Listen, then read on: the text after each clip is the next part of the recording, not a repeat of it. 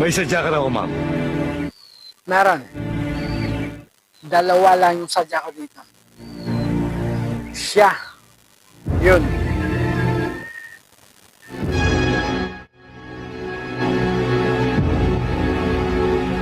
Bakit? Anong kailangan mo sa amin? Maaari hindi niyo na ako humukhan. Dahil 2 taon na ang nakakaraan sa bahay ni Judge Di Mayoga. Ako lang ang natira.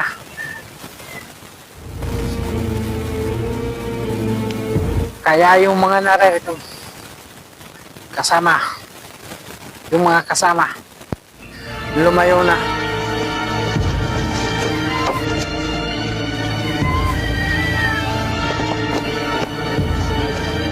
Paano yan?